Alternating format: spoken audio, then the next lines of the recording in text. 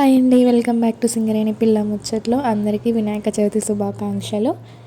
ఈ వినాయక చవితి వ్లాగ్ ఎలా స్టార్ట్ చేస్తున్నామో, దానికి కావాల్సినవి మనం ఏమేమి తీసుకోబోతున్నామో అనేది ఈ వ్లాగ్లో చూసేద్దాం పదండి.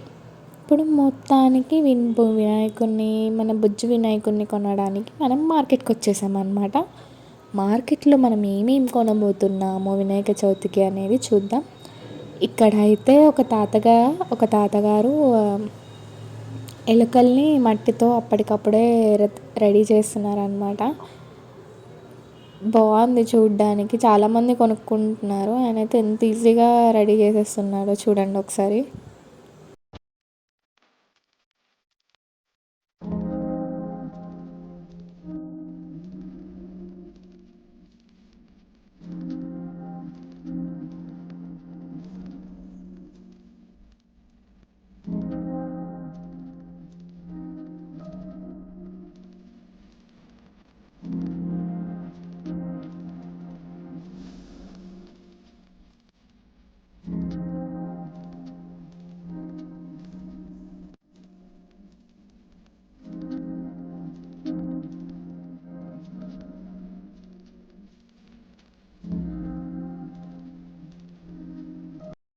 ఇంకా ఇప్పుడు మనం తామర పూలు కొనడానికి వచ్చామన్నమాట.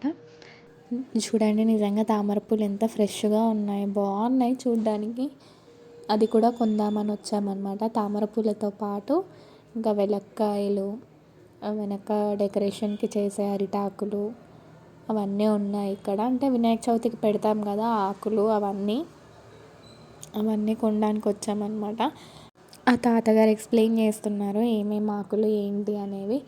ఇంతకు అసలు అవి ఏం ఆకులు అనేది, వాటి పేర్లు మీకు కూడా తెలిస్తే నాకు కామెంట్ చేయండి. అవి ఏం ఆకులో ఇప్పుడు నేను మీ అందరికీ చూపిస్తాను. నేరడాకు, ఎలుకాకు, ఉసిరాకు, కంకాకు, టేకాకు, మర్రివుడల్. ఓకే. ఇంకా నెక్స్ట్ పార్ట్ వినాయకుడిని కొనడం అనమాట. సో ఇన్ని బుజ్జి వినాయకుల్లో మన వినాయకుడు ఏది బాగుంటుంది తీసుకుందాము. తిను మా చిన్నప్పుడు క్లాస్మేట్ అనమాట. అక్కడ వినాయకుడిని కొనడానికి వెళ్ళినప్పుడు కనిపించింది, చాలా హ్యాపీగా అనిపించింది నాకు, నా స్కూల్ మేట్. అలా ఎవరైనా కనిపిస్తే నిజంగా భలే అనిపించింది కదా, మన స్కూల్ డేస్ అన్నీ గుర్తొచ్చేస్తాయి మనకి. సో ఇన్ని వినాయకుళ్ళు ఉన్నారనమాట. ఇందులో మనకి నచ్చిన వినాయకుడిని మనం సెలెక్ట్ చేసుకుందాం పదండి.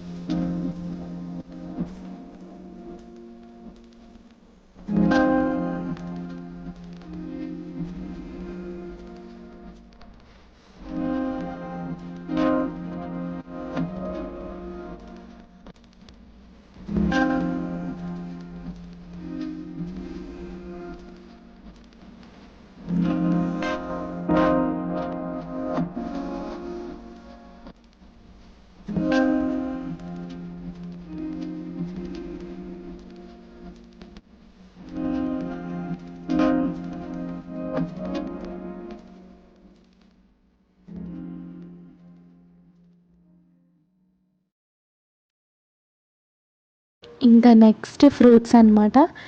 వినాయకుడి దగ్గర పెట్టే ఫ్రూట్స్ కొనడానికి వెళ్ళిపోదాం. ఇంకా ఇక్కడ ఆల్మోస్ట్ అన్నీ ఉంటాయన్నమాట. ఇంకా ఒక్క దానికోసం వెళ్తే అన్నీ అక్కడే ఉంటాయి.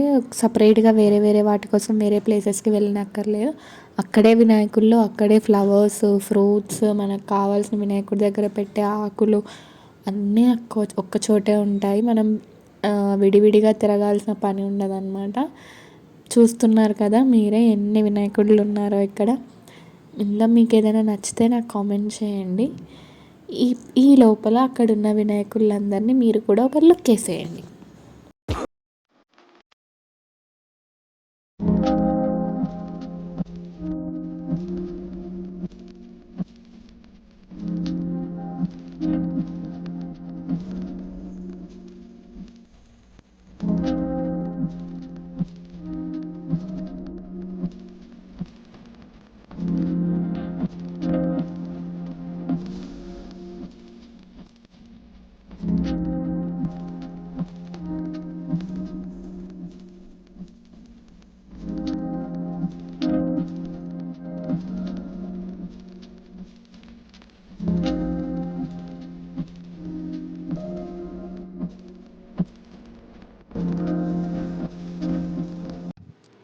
ఇంక ఇక్కడైతే ఒక అతను వినాయకులు మట్టితో తయారు చేసిన వినాయకులు ఉంటారు కదా, వాటికి నామాలు ఇట్లా పెయింట్ ఇవన్నీ వేస్తున్నాడు అనమాట. వేసి అక్కడికక్కడే పెట్టి అమ్ముతున్నారు.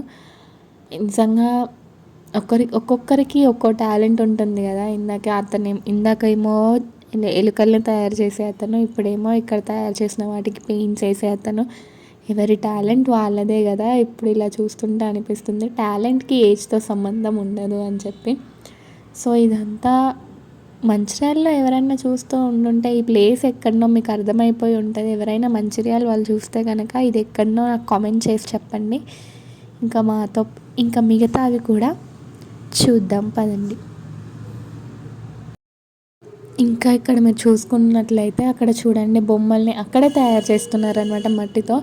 మనకి ఇప్పుడు కావాలి, మనకి ఇప్పటికిప్పుడు తయారు చేసి ఇవ్వండి అన్నా కూడా ఇస్తారు, మనం ఎలా కావాలి అని చెప్తే కనుక.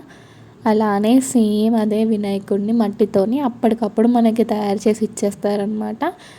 బాగుంటుంది కదా. సో ఎకో ఫ్రెండ్లీ వినాయకుడిని పెట్టుకుంటే అందరికీ చాలా, నేచర్కి కూడా చాలా మంచిది. వీలైనంత వరకు ఎకో ఫ్రెండ్లీ వినాయకుడిని పెట్టడానికి ట్రై చేయండి.